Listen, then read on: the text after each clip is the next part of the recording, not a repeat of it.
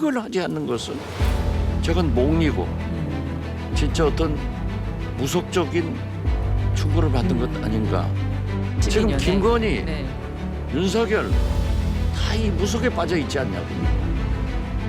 진짜 일부에서 의심하는 여권의 대통령 후보로 자리매김하려고 하는 것 아니냐 이런 의심이 가요.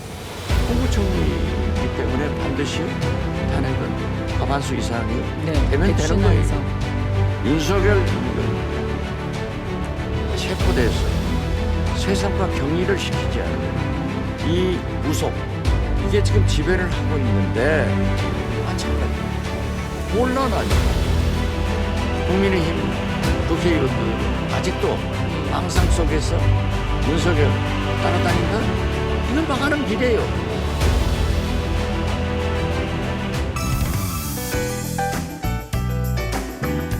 네, 오늘의 메인 이슈를 맛보는 정치 토크 집중 공략 시간입니다. 오늘은 더불어민주당 박지원 의원님과 이야기 나눠볼 텐데요. 지금 스튜디오 나와 계십니다.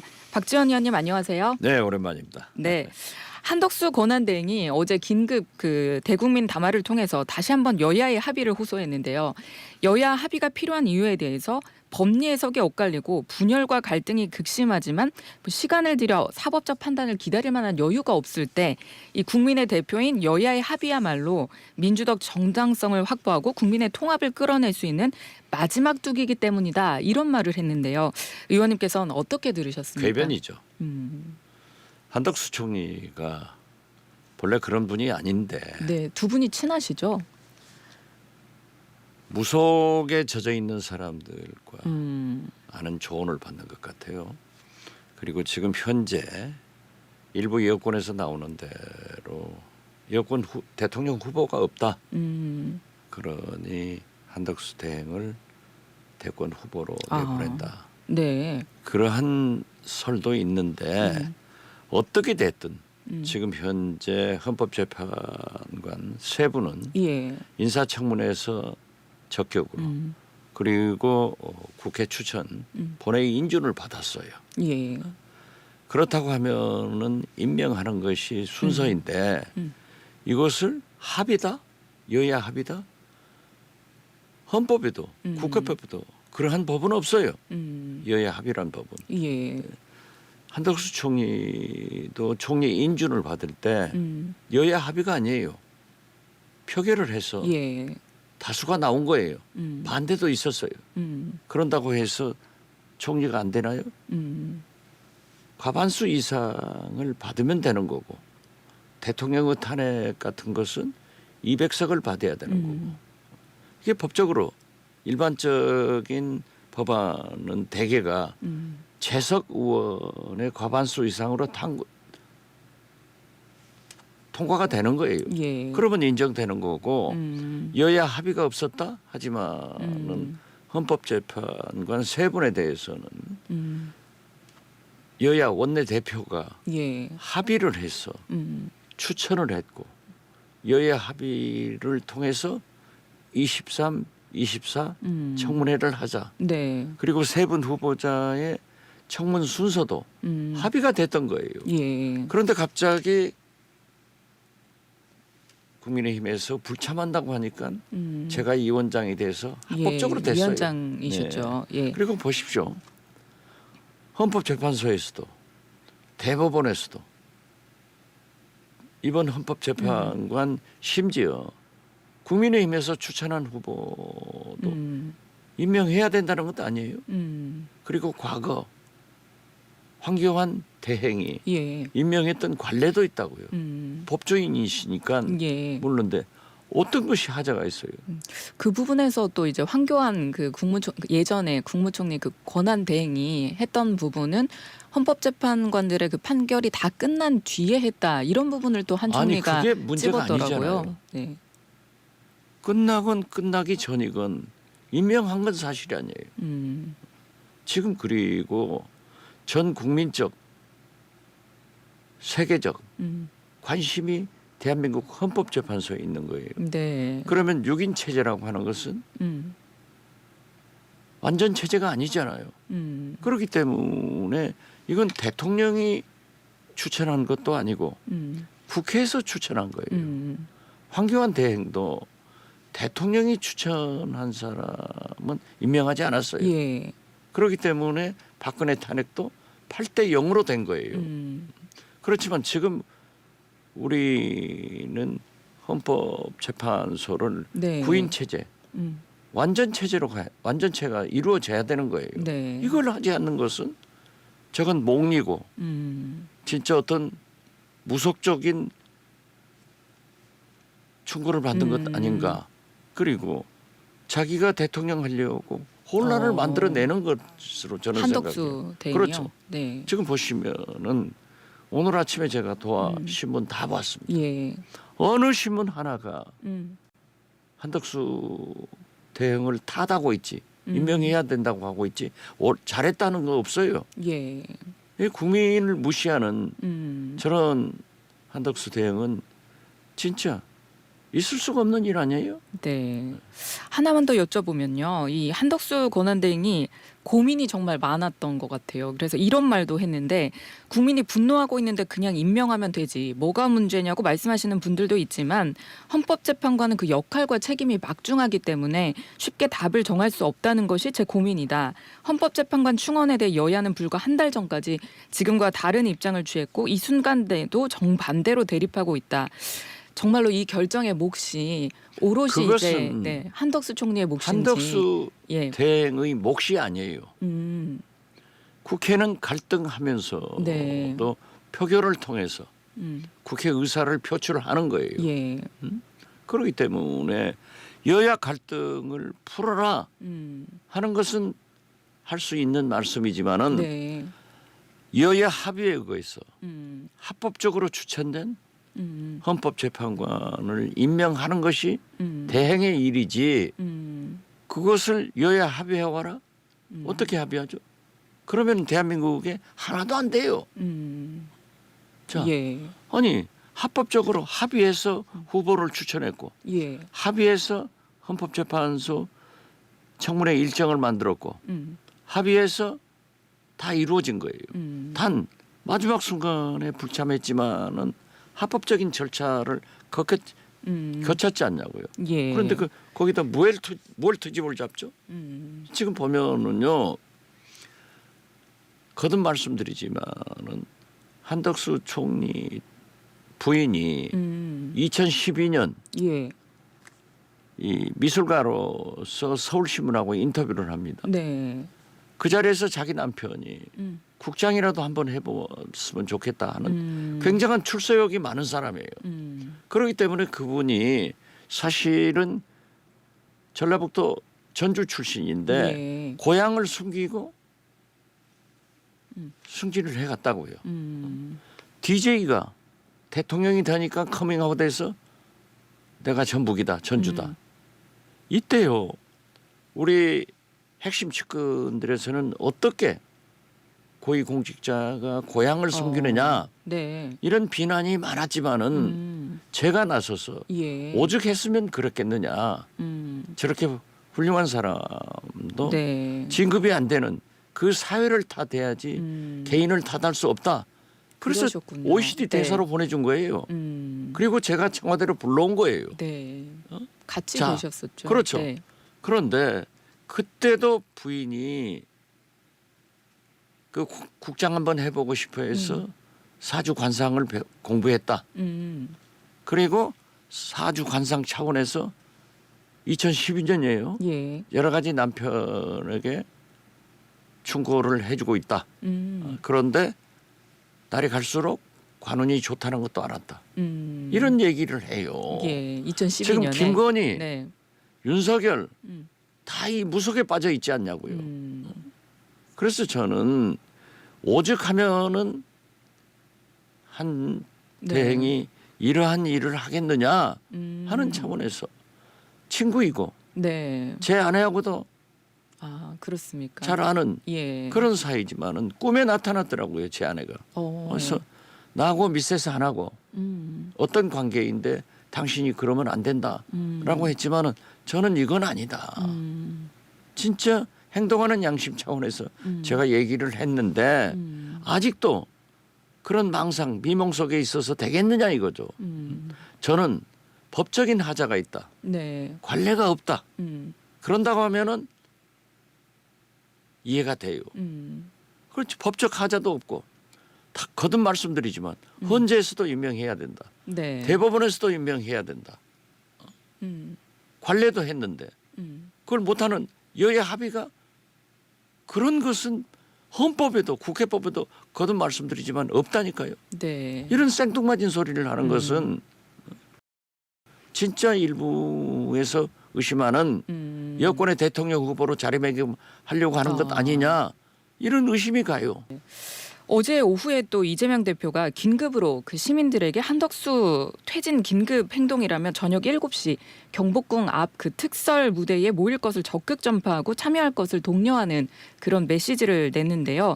그 한 권한대행에 대해서는 민주당이 이미 오늘 본회의에서 이제 탄핵소추 의결을 결정했는데 이런 긴급 행동이 별도로 필요한 이유가 있었을까? 민주당이 이런 시국에 그 권한대행까지 시한 자꾸 전에 예. 지금 우리 한 변호사께서는 네네. 한덕수를 옹호하고 네. 민주당을 비난하는 식으로 질문을 아닙니다. 던지는데 네, 이거 이건 하나만 중립성에 제가 문제가 있는 거예요. 예, 이거 지금 하나만 현재 여쭤보겠습니다. 가장 큰 전 세계가 예. 우리 대한민국 국민이 무엇에 집중하고 있습니까?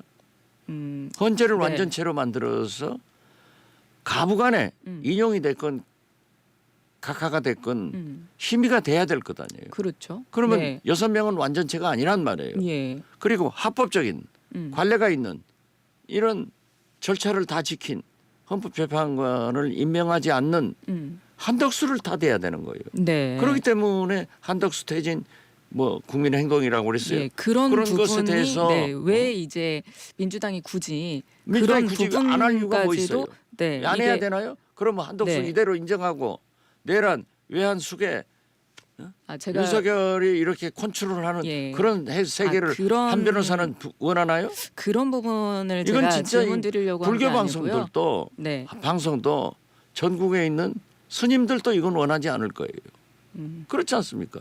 아니 민주당이 왜 하느냐?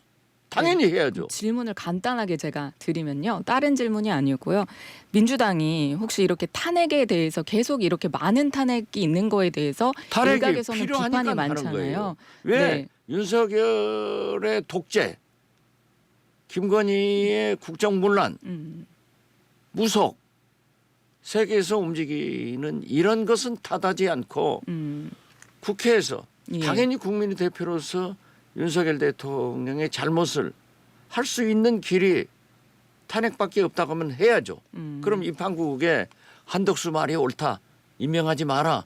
그리고 무속 속에서 사는 윤건희가 한남동에서 컨트롤하는 이런 것을 방관하고 있는 것이 민주당 국회의원들이 할 일이에요? 야권 국회의원들이 할 일이에요? 저는 이렇게 되면은 안 된다 이래요. 예. 한 변호사도 알겠습니다. 법조인 아니냐고요. 예, 그렇습니다. BBC 언론 아니냐고요. 그렇습니다. 네, 불교 방송 제가 진행자죠. 네, 결국 핵심은 이게 탄핵 의결 정족수 문제일 것 같은데요. 그 당초 151석으로 이제 쏠리는 듯했던 국회 입법조사처 그 해석이 또 200석으로 나뉘면서 이게 판단이 좀 더 어려워졌다는 그런 입법조사차에서 나뉜 건 상황인데요. 아니에요. 이제 본회의 표결을 주재하는 우원식 의장님이 이제 판단해서 이제 결정을 하게 될 텐데요. 어떻게 이게 진행이 될까요?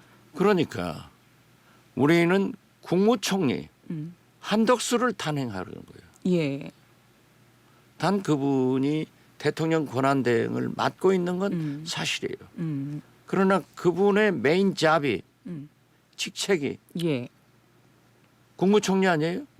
국무총리이기 때문에 반드시 탄핵은 과반수 이상이 네. 되면 되는 거예요. 백신안에서. 예. 그리고 우원식 의장이 입법조사처에서도 많은 사람들도 많은 학자들도 151석이면 된다 네. 하는 견해도 내고 또 일부에서는 아니다. 음. 권한대행이기 때문에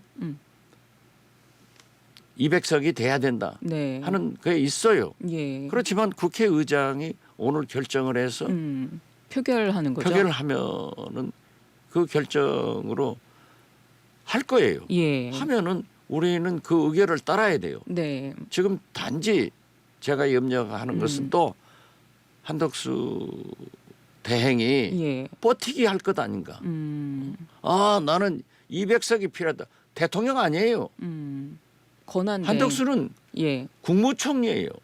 그렇기 때문에 151석으로 한다. 네. 그것은 의장이 결정할 거예요. 예. 그러나 국회 입법조사처에서도 이미 151석이다라고 얘기를 했기 때문에 저도 예. 151석이 돼야 가결된다 하는 것은 믿어요. 네. 저는 200석은 대통령이 아니에요.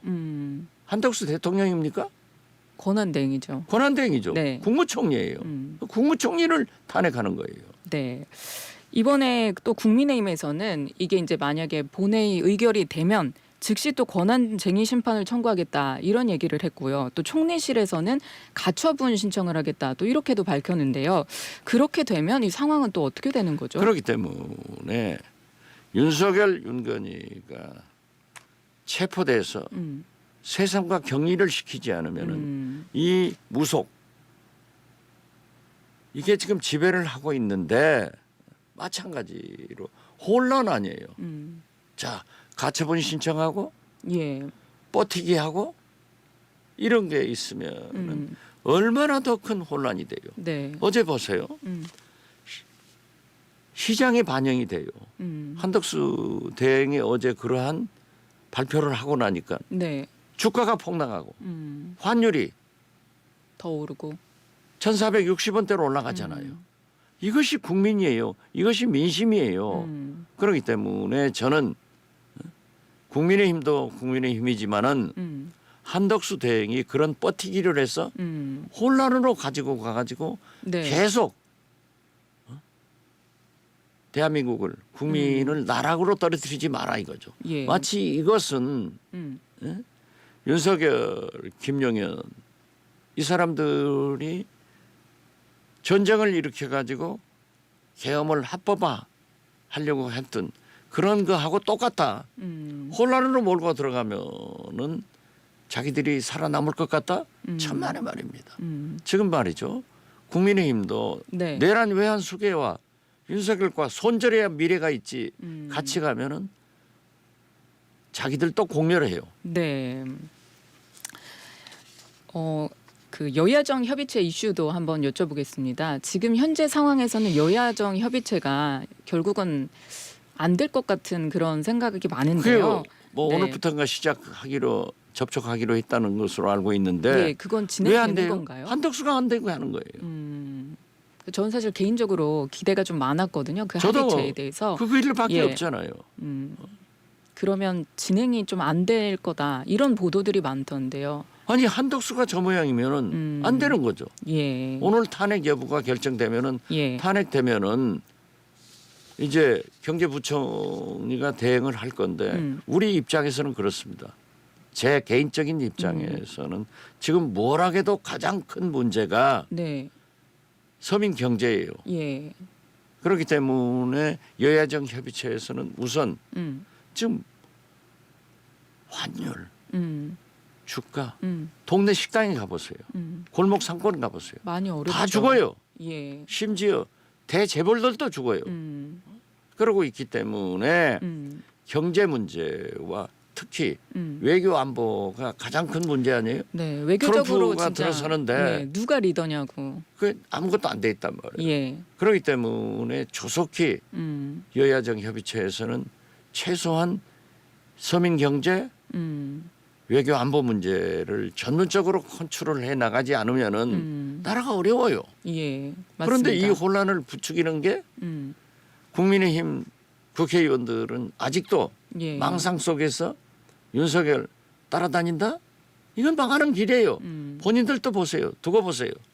절대 다음 총선에서 그 사람들을 국민이 어떻게 평가할까를 잘 알아야 돼요. 네. 그리고 지금 한덕수 총리가 네. 권한대행이 자기로 인해서 이런 혼란이 왔을 때 그 국민적 역사적 시대적 책임을 어떻게 져야 되나요?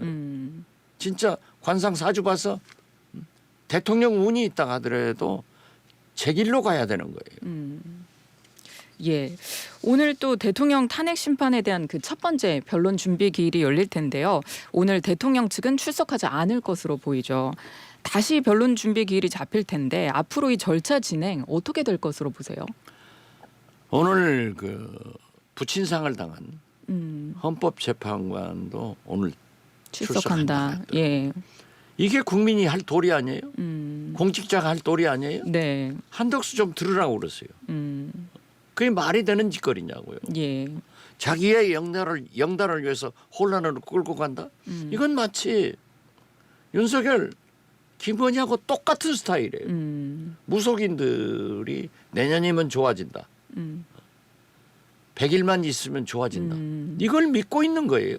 같은 무속인들이에요. 예. 그렇기 때문에 저도 그러한 것을 해서 되겠어요? 그렇죠. 윤석열 보세요. 지금 헌재로 나갈 건가? 중수본은 뭐 중수본인가? 네, 공조본. 공조본. 네, 공수처가는. 네. 공수처. 그리 나갈 건가? 쇼핑하고 있잖아요. 네. 그런데 변론기일은 본래 의원님 피고인이 안 20초 나오더라도 남았습니다. 네. 진행하는 거 아니에요? 준비기일 그렇습니다. 그렇죠. 준비기일. 네. 근데 혹시 한 명도 안 나오게 되면 네, 또 아마 지난번처럼 다시 진행하지 않을까? 네, 이런 의견이어서 한번 여쭤봤고요. 아니 그러니까 예. 보십시오. 자기들 석동현 변호사, 김홍일 변호사 다 저 있으면서도 변호사가 아직 선정 안 됐다? 무슨 변호사 로펌 만드나요?